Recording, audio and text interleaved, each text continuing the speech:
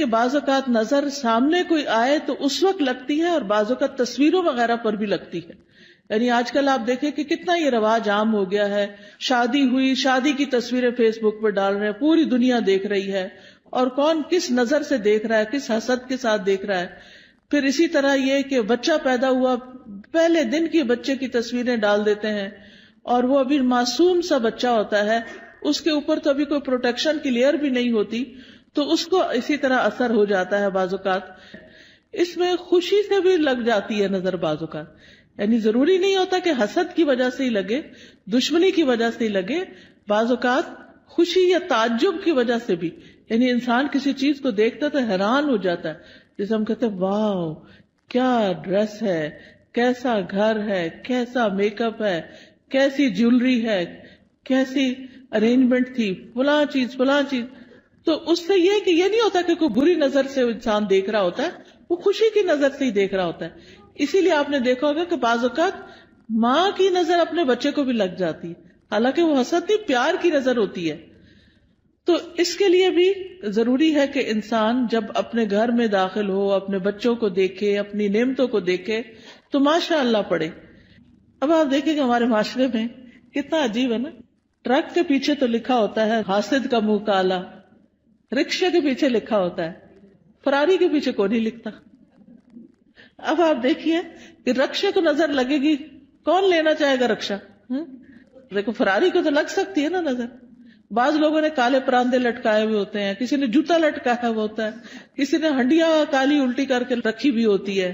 اس طرح کے عجیب و غریب کام کرتے ہیں. تو یہ چیزیں پروٹیکٹ نہیں کرتی. بعض لوگ کالا تل لگا لیتے ہیں، کچھ بچے بےچارے بڑے سامنے ہوتے ہیں تو ان کو میرے خیال آٹے کا لگانا چاہیے تھوڑا سا کنٹراسٹ تو نظر آئے. تو یہ تل لگانے سے بھی کوئی فائدہ نہیں ہے. اور اسی طرح کچھ لوگ یعنی کہ دلہن کو تیار کر کے کوئی ایسی چیز بیچ میں ڈال دیتے ہیں کہ وہ اس کی خوبصورتی ماری جائے، تو اس سے بھی فائدہ نہیں ہوتا. نظر کا لگنا جو ہے وہ برحق ہے. نبی صلی اللہ علیہ وسلم نے فرمایا العین حق، نظر لگنا برحق ہے. نظر بد بھی حسد کی وجہ سے پیدا ہوتی ہے، اور نظر بد جو ہے وہ ایک طرح سے اس کو تیر کہا گیا. یعنی جس طرح فزیکل تیر ہوتے ہیں، ایسے ہی جو حاسد جس کے دل میں بغض اور شر ہوتا ہے، اس کی نگاہوں سے کچھ ایسی ریز نکلتی ہیں جو جا کر اس شخص کے اوپر اٹیک کرتی ہیں جس سے وہ حسد کر رہا ہوتا ہے. اگر محسود جو ہے یعنی جس سے حسد کیا جاتا ہے اس کی پروٹیکشن ہو چکی ہو، جیسے نماز کے ذریعے، دعاؤں کے ذریعے، اذکار کے ذریعے، اور خاص طور پر معوذتین جو ہیں قل اعوذ برب الفلق، قل اعوذ برب الناس، اس کے ذریعے، تو پھر وہ تیر جو ہے وہ وہیں جل بھن جاتے ہیں، وہ اثر نہیں کرتے. لیکن اگر وہ شخص نعمتیں پا کر اللہ کا شکر گزار نہیں، اپنی عبادت کا دھیان نہیں رکھتا، تو وہ تیر جو ہے اس کو جا لگتے ہیں، اور پھر ایسی بیماریوں کا سبب بن جاتے ہیں جن کا ریزن پتہ نہیں چلتا، اور انسان مسلسل تکلیف میں مبتلا رہتا ہے. پھر اسی طرح نبی صلی اللہ علیہ وسلم نے فرمایا کہ ہر نعمت والے سے حسد کیا جاتا ہے. تو جب تم اپنے کو منصوبے بناؤ تو رازداری سے کام لو. یہ نہیں کہ پوری دنیا میں اس کی شہرت کر دو کہ میں یہ کرنے والا ہوں، میں یہ کر دوں گا، میں وہ کر دوں گا. جب انسان کچھ کر لے پھر اس کے بعد تو سب کے سامنے آ ہی جائے گا، اور اس وقت تک وہ کام ہو بھی چکا ہوگا. پھر اسی طرح حدیث سے یہ بھی پتہ چلتا ہے کہ انسانوں کی موت کا سبب بھی نظر بن سکتی ہے. رسول اللہ صلی اللہ علیہ وسلم نے فرمایا اللہ کی قضاء اور قدر کے بعد نظر بد ہی میری امت کے اکثر لوگوں کی موت کا سبب بنتی ہے. یعنی بہت سے لوگوں کو بظاہر کوئی بیماری نہیں ہوتی، اچانک کوئی ہارٹ اٹیک ہو جاتا ہے، اچانک کوئی برین ہیمریج ہو جاتا ہے، اچانک ہی کوئی مصیبت آ جاتی ہے، تو اس کے پیچھے بھی نظر بد ہو سکتی ہے. اسی طرح جانوروں کی موت کا سبب بھی بن سکتی ہے. نبی صلی اللہ علیہ وسلم نے فرمایا نظر بد آدمی کو قبر میں اور اونٹ کو ہانڈی میں پہنچا دیتی ہے. یعنی بعض جانوروں کو جب نظر لگتی ہے تو تڑپ اٹھتے ہیں اور کھڑے کھڑے گر کے ختم ہونے لگتے ہیں، تو ان تک بھی یہ اثرات پہنچتے ہیں. تو نظر بد کا ایک سبب جو ہے وہ حسد ہے. اور پھر اسی طرح یہ ہے کہ دونوں کے واقع ہونے کی جگہ جو ہے، یعنی حسد دل میں ہوتا ہے اور پھر دل سے نگاہ تک اور زبان تک آتا ہے.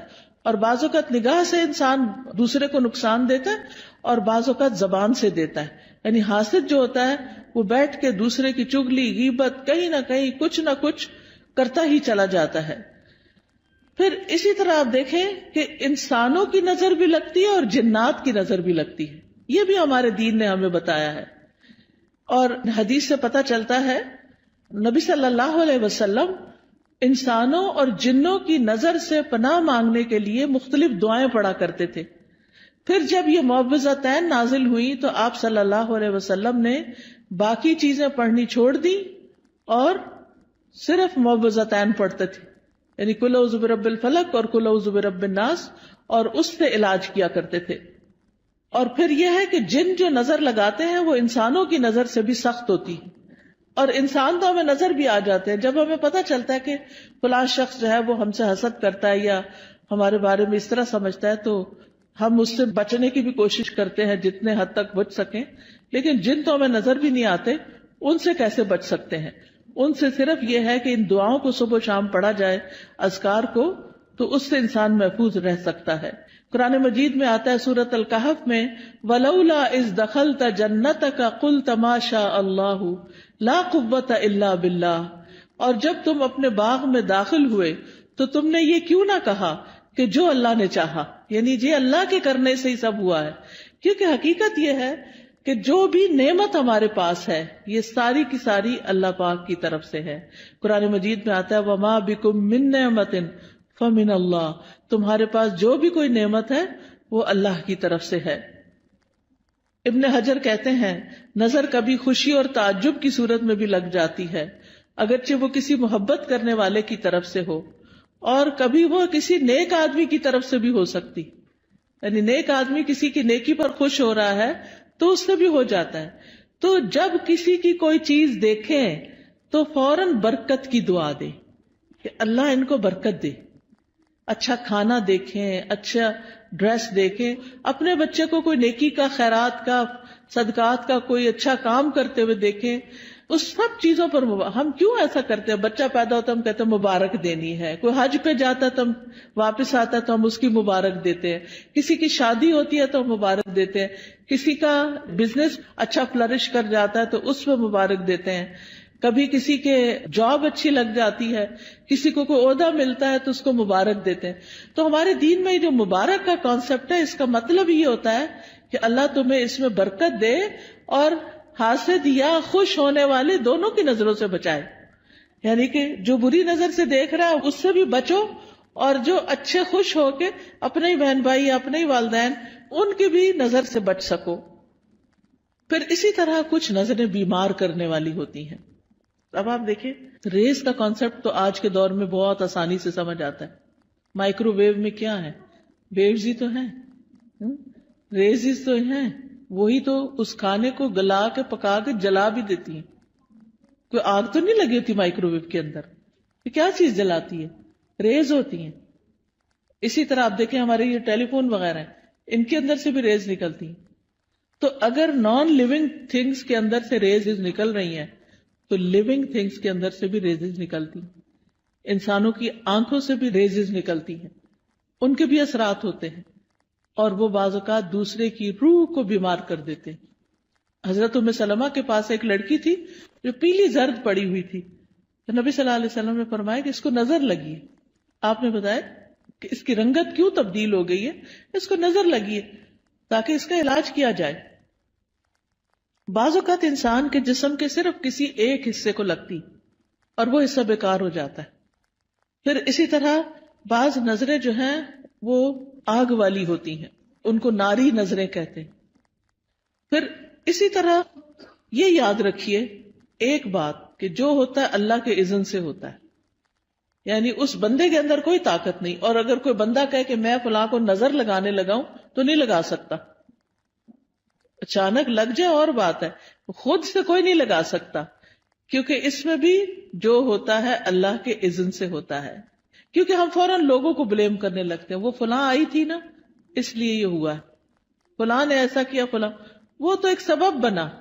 تو لوگوں کو بلیم کرنے کی بجائے یہ سوچے یہ میری تقدیر میں تکلیف لکھی تھی اس لیے آ گئی. تیسرا بڑا سبب اذکار اور تلاوت قرآن اور نمازوں کی پابندی نہ کرنا، اس سے نظر لگتی ہے، اس سے یہ شیطانی اثرات حملہ آور ہوتے ہیں. کیونکہ ذکر جو ہے اللہ کا، یہ ایسے ہی ہے جیسے قلعہ ہوتا ہے. جب انسان ذکر کرتا ہے تو وہ قلعے کے اندر چلا جاتا ہے، اور پھر قلعے کے باہر جو بھی دشمن ہوتا ہے وہ اس کے اوپر قابو نہیں پا سکتا. پھر اسی طرح امتحان اور آزمائش ہے انسان کی، کہ دنیا میں انسان آیا ہے، دنیا پھولوں کی سیج نہیں ہے، یہ دنیا امتحان کے لیے ہے، آزمائش کے لیے ہے. تو ہر انسان کسی نہ کسی طرح ایک امتحان میں مبتلا ہے، ایک آزمائش میں مبتلا ہے. تو اس کے لیے کیا کرنا چاہیے کہ انسان اللہ کی طرف رجوع کرے. تو یاد رکھیے کہ جب نظر لگتی ہے تو اس کے کچھ علامتیں ہوتی ہیں، کچھ جسمانی علامتیں ہیں. چہرے پہ دھبے پڑ جانا، جیسے چھائیاں سے نہیں پڑ جاتی، یہ بھی بعض اوقات نظر کی وجہ سے ہوتی. پھر بچوں کا بلا وجہ روتے جانا. حضرت عائشہ کہتی ہے کہ ایک مرتبہ نبی صلی اللہ علیہ وسلم تشریف لائے تو ایک بچے کے رونے کی آواز سنی.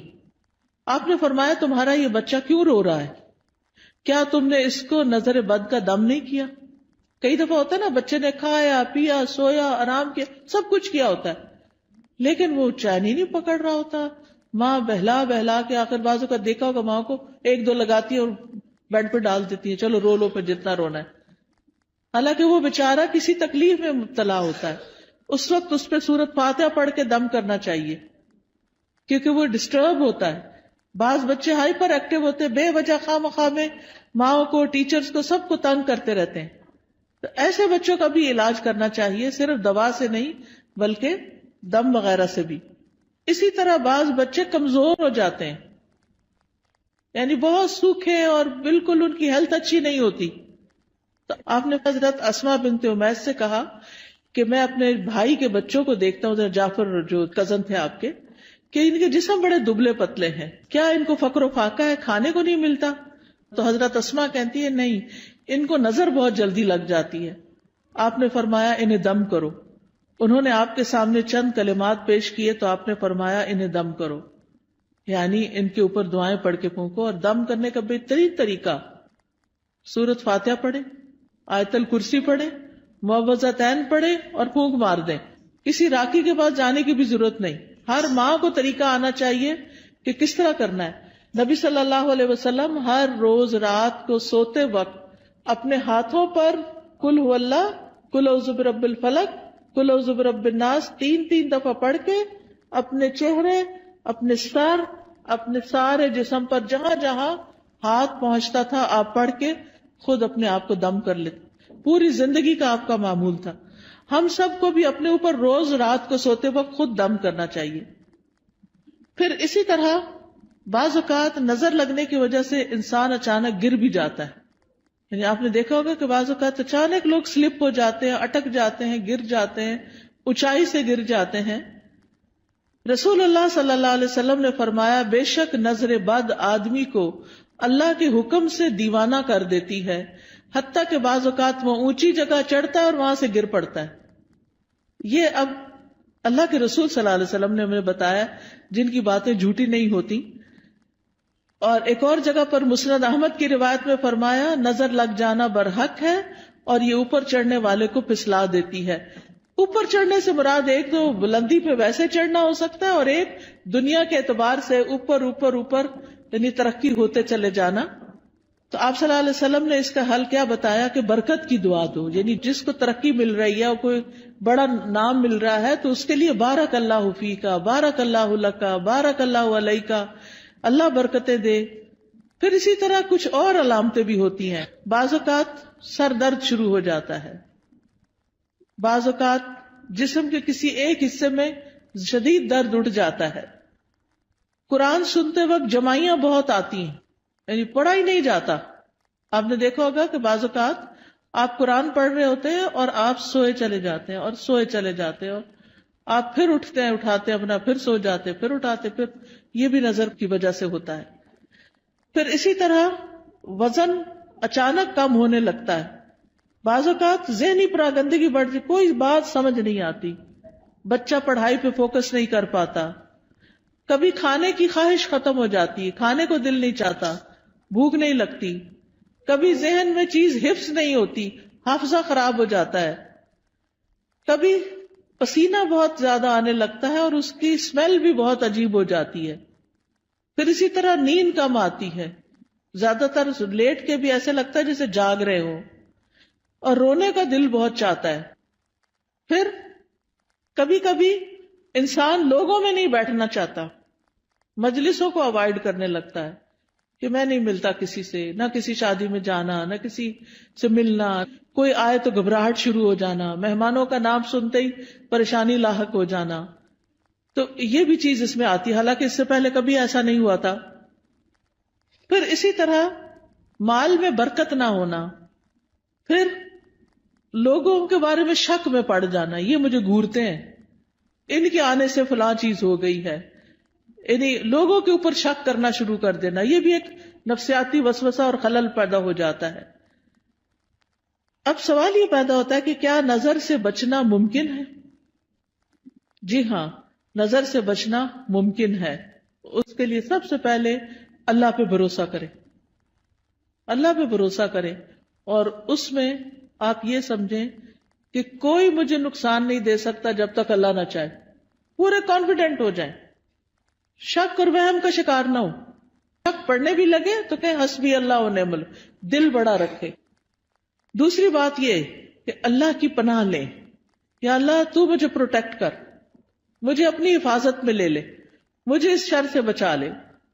رسول اللہ صلی اللہ علیہ وسلم نے فرمایا، اللہ تعالیٰ فرماتا ہے میرا محبوب بندہ اگر مجھ سے مانگتا ہے تو میں اسے دیتا ہوں، اور اگر وہ کسی شیطان یا دشمن سے پناہ مانگتا ہے تو میں اس کو محفوظ رکھتا ہوں.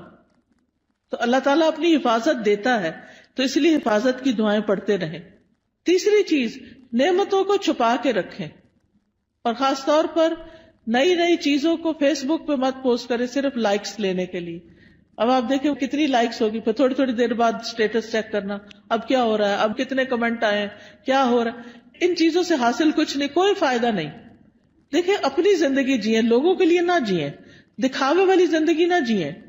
اس لیے کہ دیکھنے والے سارے خوش کوئی نہیں ہوتے، زیادہ تو اس میں سے جلتے ہیں.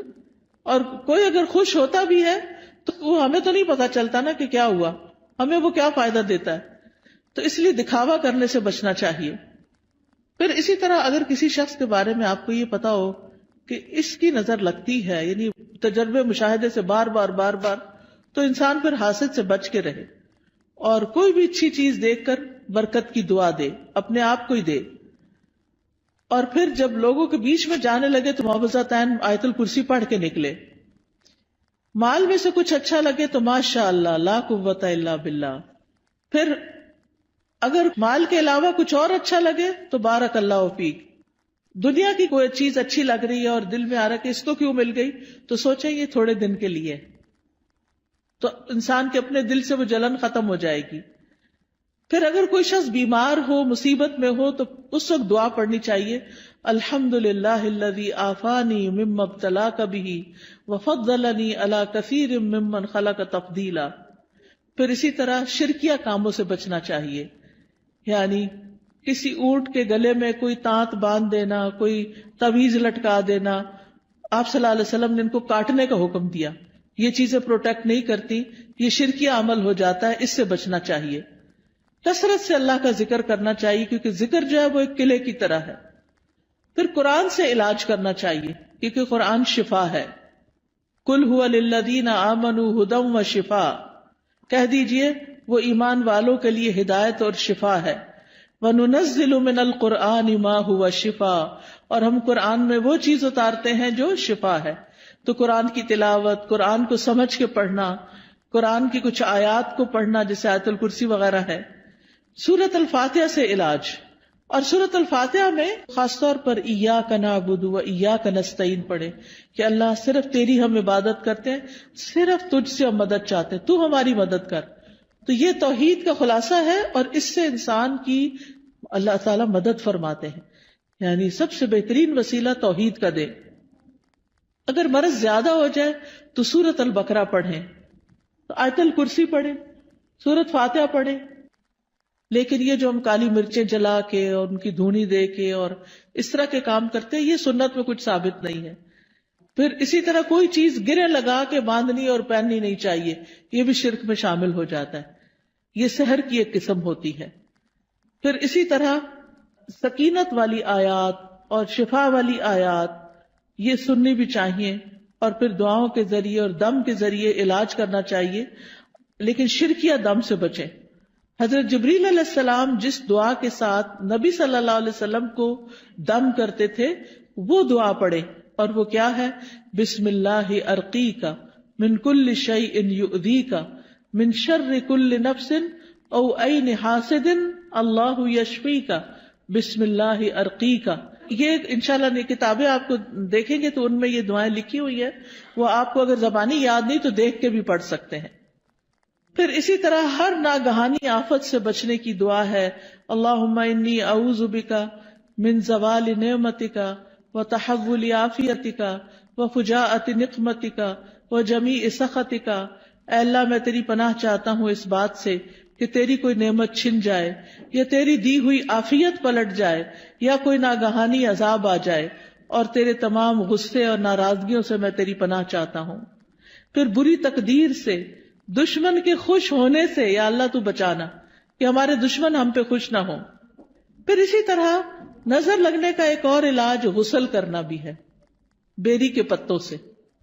پھر اسی طرح یہ کہ جس کی نظر لگی ہو اس کا وضو کا پانی لے کے اس کو بھی جسم پر ڈالیں تو اس سے بھی نظر دور ہوتی ہے. پھر اسی طرح یہ ہے کہ اگر وہ پانی نہ دے وضو کا تو اس کا جھوٹا پانی جو ہے وہ بھی پی کر انسان کو فائدہ ہوتا ہے.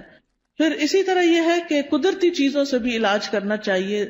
زمزم کا پانی دم کر کے رکھ لیں اور اس کو پئیں.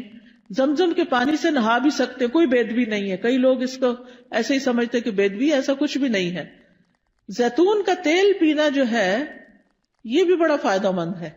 جو کولڈ پریس ہوتا ہے نا زیتون کا آئل، ایک تو ہوتا ہے نا یہ جو لبوں وغیرہ میں ملتا ہے، نہیں، کولڈ پریس دبئی وغیرہ سے اچھا مل جاتا ہے، یہاں بھی شاید ہوں گی دکانیں جن پہ. ایک ہوتا ہے ایکسٹرا ورجن، نہیں، کولڈ پریس، جسے کچی گھانی کا نہیں کہتے ہمارے ہاں، جیسے یہ توریا اور یہ جو سرسوں، اس کا جو کچی گھانی کا تیل ہوتا ہے وہ خالص ہوتا ہے، اور جو مشینی قسم کا ہوتا ہے وہ اور ہوتا ہے. تو اسی طرح کچی گھانی کا زیتون کا تیل جو ہوتا ہے وہ زیادہ مؤثر ہوتا ہے.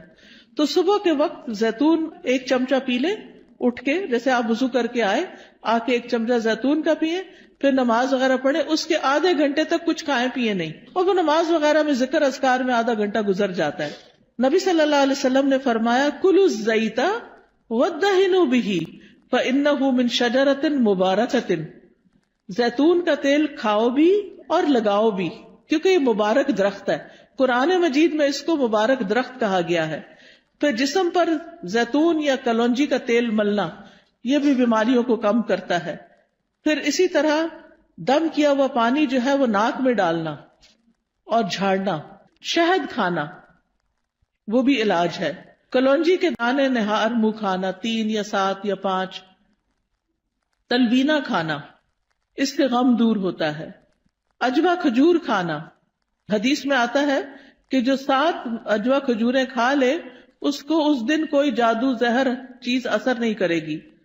پھر اسی طرح سنا مکی، سنوت جو ہے، فرمایا یہ موت کے علاوہ ہر بیماری کا علاج ہے. سنا مکی جو ہوتا ہے وہ اگر اس کے پتے وغیرہ ہوتے ہیں، اگر کاوے کی طرح اگر آپ بنا کے اس کو پیئیں تو پیٹ کو بھی صاف کرتی ہے. پھر شہد، زیتون کا تیل، کلونجی کو ملا کے استعمال کریں. تینوں کو ہم وزن ملا لیں اور یہ سارے زہر ٹاکسنز جو ہے نا جسم سے نکال دیتی. یعنی جتنا شہد ڈالیں اتنا زیتون، اتنا کلونجی کا آئل، تو ان کو ملا کر، یعنی کہتے ہیں کہ جو اگر کسی کو نظر بد ہو یا جن ہو تو یہ جسم کو پاک کر دیتی ہے یہ چیز. حجامہ کرانا، حجامہ جو ہے وہ بھی ایک بہترین علاج ہے نظر بد کا. تو یہ تمام چیزیں جو ہیں جب انسان کرتا ہے تو اللہ تعالیٰ شفا دیتا ہے. علاج کی نیت سے صدقہ کرنا، ایک صدقہ ہوتا ہے ویسے انسان روزانہ کچھ نہ کچھ اللہ کے راستے میں دیتا ہے، اور ایک اس لیے دیتا ہے کہ میرا علاج ہو جائے. اس کے لیے ضروری نہیں کہ کوئی بکرا دیا جائے یا کوئی اور اس طرح کی چیز. جو بھی کسی کی ضرورت ہے اگر آپ وہ پورا کر دیتے ہیں تو وہ بھی آپ کے لیے فائدہ مند ہو جاتا ہے.